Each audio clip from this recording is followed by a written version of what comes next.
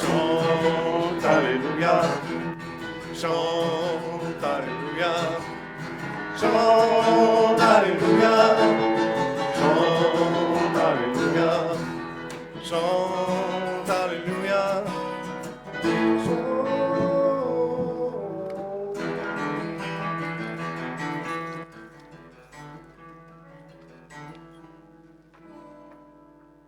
Bonjour tout le monde, vous allez bien ce matin?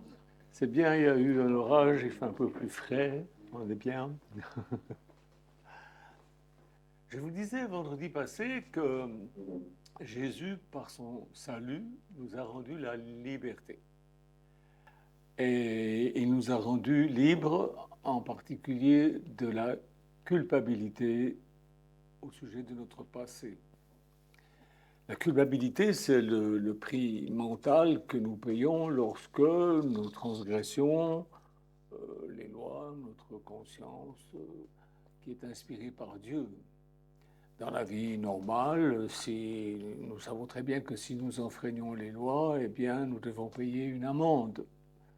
Eh bien, lorsque nous transgressons les lois morales universelles de Dieu, quelqu'un doit aussi payer pour ça. Et Dieu, dans son amour pour nous, a envoyé Jésus pour résoudre ce problème. On va lire Romains chapitre 6, verset 23. Il dit en effet, le salaire du péché, c'est la mort, c'est-à-dire tu pêches, tu dois payer, tu payes, c'est la mort. Mais le don gratuit de Dieu, c'est la vie éternelle en Jésus-Christ notre Seigneur. C'est un don gratuit. On n'a pas à payer, ni d'une manière ni d'une autre, pour avoir ce salut éternel, la vie éternelle en Jésus-Christ. C'est lui qui a payé le prix. C'est magnifique. C'est magnifique. Quand Jésus est mort sur la croix, il a payé pour tout le mal que nous avons déjà fait et aussi pour le mal que nous allons faire dans le futur, parce que voilà, nul n'est parfait, et Jésus sait tout. Et simplement, ce qu'il nous demande, c'est d'en parler à Dieu.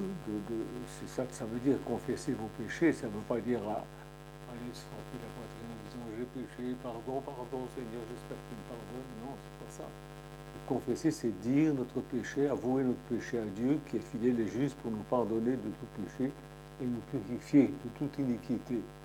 C'est vraiment énorme, c'est énorme. Nos péchés, d'abord, quand il est mort, nous n'étions même pas nés, et il avait déjà porté tous nos péchés. On va lire maintenant 2 Corinthiens 5, 21. Voilà ce qui est dit. En effet, celui qui n'a pas connu le péché, Jésus, il l'a fait devenir péché pour nous, afin qu'en lui, nous devenions justice de Dieu. Dieu a fait devenir Jésus péché, le péché incarné, afin que nous devenions la justice de Dieu incarnée. Ça défie l'imagination. C'est quelque chose sur le... On peut méditer longtemps là-dessus, on ne fera jamais le tour. C'est magnifique, c'est magnifique. Le pardon de Dieu est bien plus puissant que toutes nos erreurs et tous nos péchés réunis. Je me rappelle quand j'étais petit, qu'on allait à l'épicerie et qu'on n'avait pas forcément l'argent pour payer, il y avait une ardoise. On inscrivait sur l'ardoise Janton, puis 2 francs 50. Mais notre ardoise, elle est nette. Lorsque nous demandons à Dieu sa miséricorde, il nous l'accorde et il efface tous nos péchés. C'est ça la liberté. C'est pas de pouvoir faire ce qu'on veut. C'est d'être libre de cette culpabilité. Le cadeau de Dieu et que nous n'ayons pas à porter chaque jour le poids d'une conscience coupable. Parce que c'est lourd à porter. Il y a, et puis il y a plus que ça. Il nous a rendus libres de l'amertume et de la rancune. On a tous été blessés par ce que quelqu'un a pu dire ou faire dans le passé, et nous ne pouvons pas contrôler ce que les autres nous font, mais par contre, nous pouvons choisir comment y répondre. Je pardonne, j'essaye d'arranger les bidons avec la personne qui m'a offensé, mais si je vois que ça ne marche pas, je prends 2 ou 3 témoins avec moi. Si ça ne marche toujours pas, bon ben, je m'éloigne. Qu'est-ce que j'ai à faire avec des gens toxiques? Je m'éloigne, c'est tout. Ça ne veut pas dire que j'oublie. C'est pas possible d'oublier. Il n'y a que Dieu qui peut oublier. Nous, on ne peut pas oublier. Mais on peut...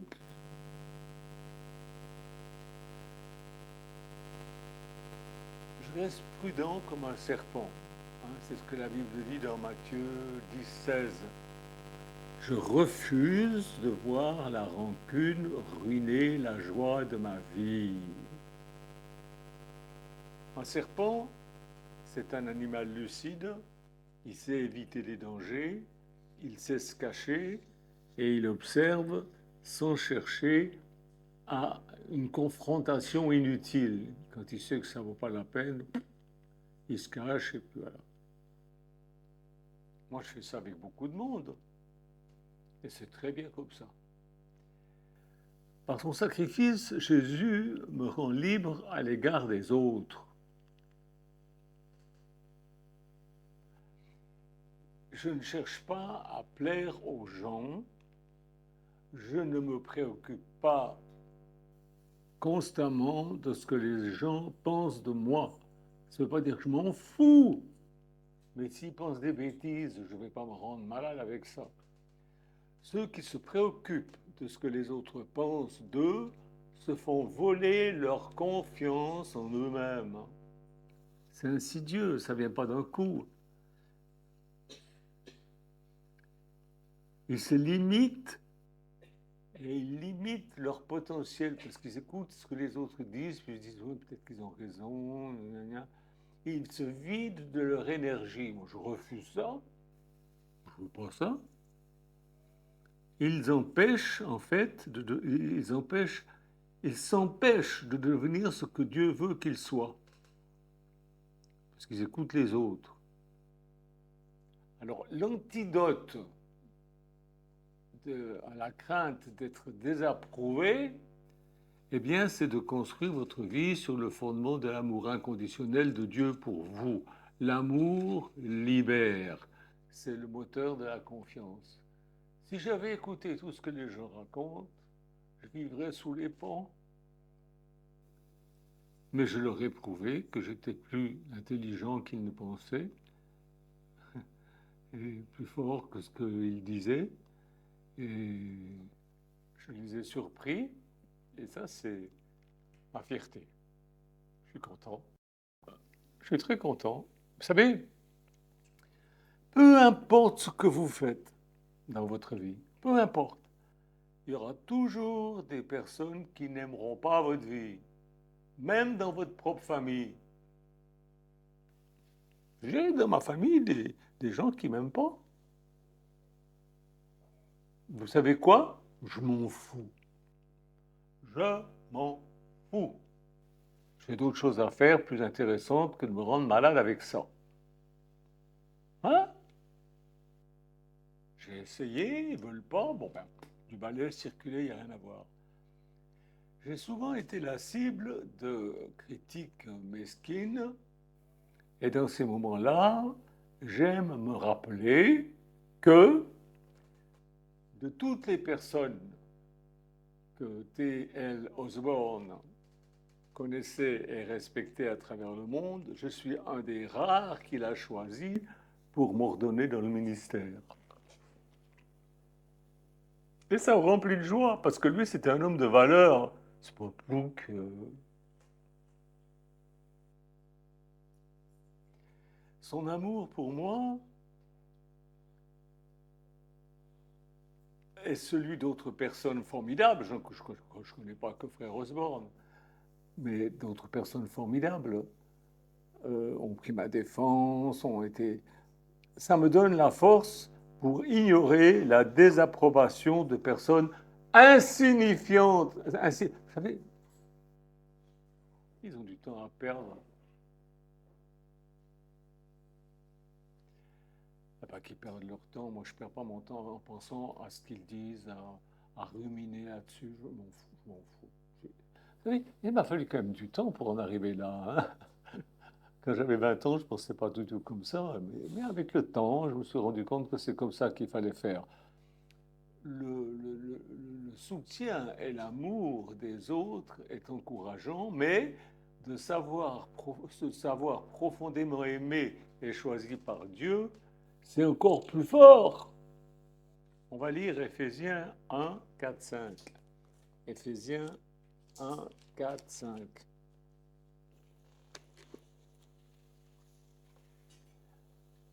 En lui, donc en Jésus, Dieu nous a choisis avant la création du monde pour que nous soyons saints et sans défaut devant lui, parce qu'il nous a lavés, non pas parce qu'on est saint et sans défaut. On est plein de défauts, on est loin d'être des saints, mais il nous a purifiés. Dans son amour, il nous a prédestinés à être ses enfants adoptifs par Jésus-Christ. C'est ce qu'il a voulu dans sa bienveillance pour que nous célébrions la gloire de sa grâce dont il nous a comblés dans le bien-aimé Jésus. Ça, c'est ce qui me rend fort, c'est de savoir ça. De savoir qu'Osborne m'aime, de savoir que Raphaël m'aime, de savoir que plein d'autres hommes et femmes de Dieu m'aiment et m'apprécient, c'est déjà un grand réconfort. Et puis ça fait que les insignifiants, j'y pense moins. Mais alors de savoir que Dieu m'aime, et même avant la fondation du monde, il m'aimait déjà, ça c'est vraiment la super bonne nouvelle. Parce que vous n'avez pas besoin du jugement favorable d'un humain pour être heureux quand vous savez ça. On va faire quelques lectures. Romains 8, 31. J'espère que ça vous intéresse ce que je vous dis ce matin. Romains 8, 31. Voilà ce qui est dit. Que dirons-nous donc de plus? Si Dieu est pour nous, qui sera contre nous? Hein? Qui? Un autre verset, c'est Romains toujours 8, mais au verset 33. Qui accusera ceux que Dieu a choisis? C'est Dieu qui les déclare justes. Qui les condamnera? Qui les jugera? Qui les critiquera? Qui? C'est qui? Qui accusera ceux que Dieu a choisis? Allez, un autre verset, Psaume 27, 10. Psaume 27, 10.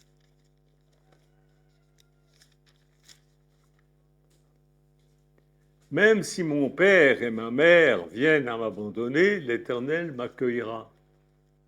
Mon père et ma mère m'ont jamais abandonné. Il y a d'autres personnes de ma famille qui m'ont laissé tomber, qui m'ont accusé de tous les maux, de tous les maux.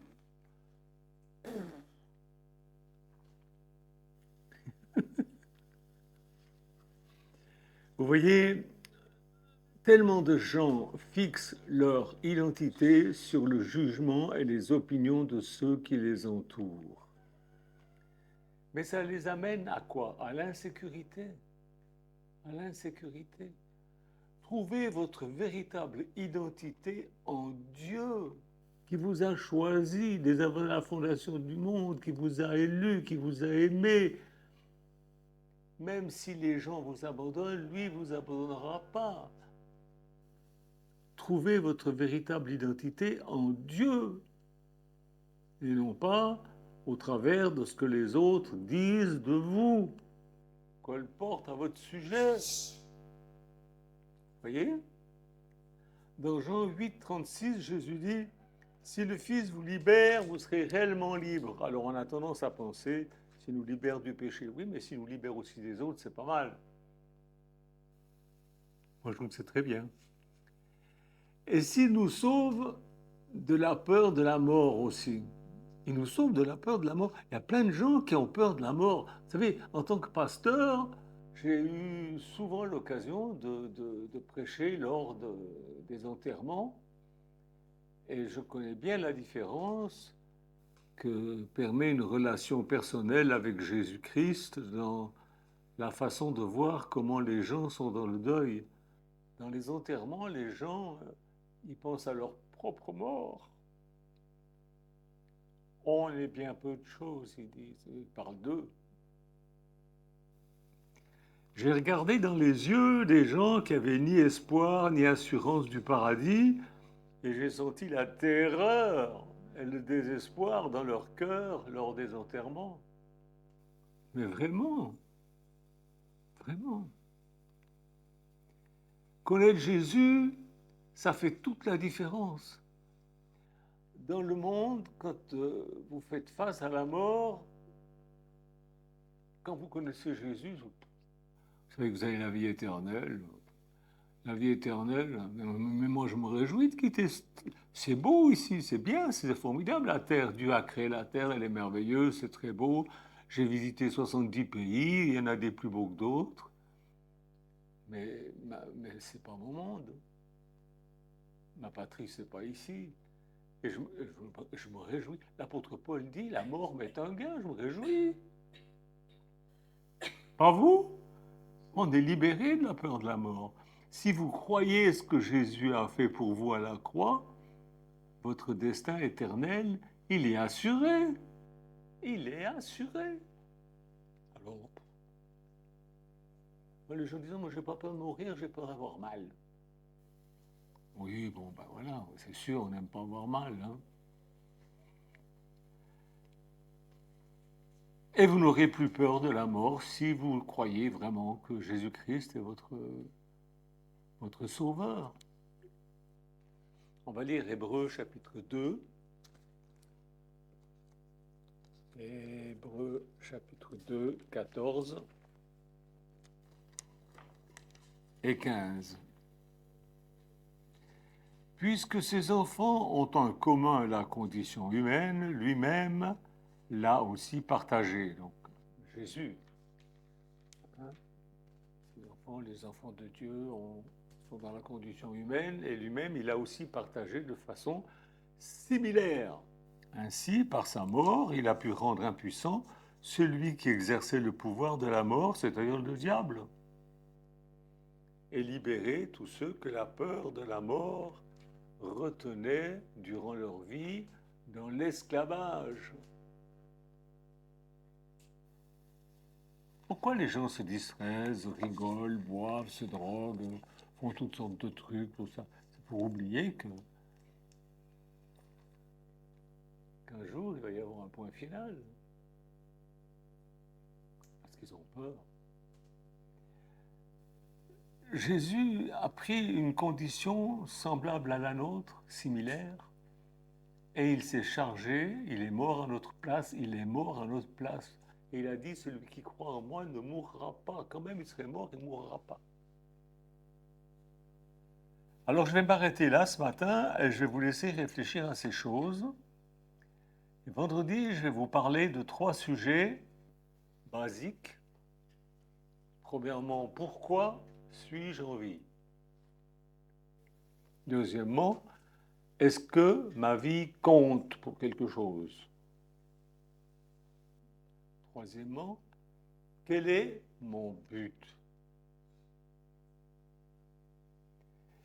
Alors réfléchissez avec l'aide des Écritures saintes et à ces 3 questions pour vous préparer pour vendredi afin que nous puissions voir ensemble ces choses-là et y répondre avec une ferme assurance. Que Dieu vous bénisse, que Dieu vous aide. Ça, c'est ma prière, Que Dieu vous bénisse, que Dieu vous aide.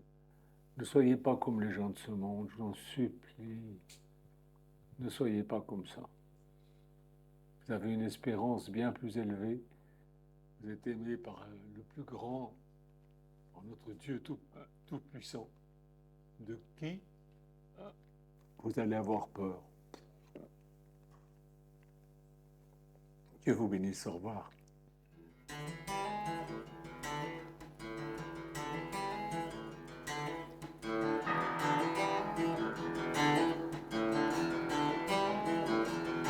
Je suis juste un homme qui marche sans s'arrêter. Le vent n'emportera pas ma maison. C'est en Dieu que trouve ma raison. Le temps a une influence sur moi. Je progresse de pas en pas. Chante, alléluia. Chante, alléluia. Chante, alléluia. Chante, alléluia. Chante, alléluia. Chante.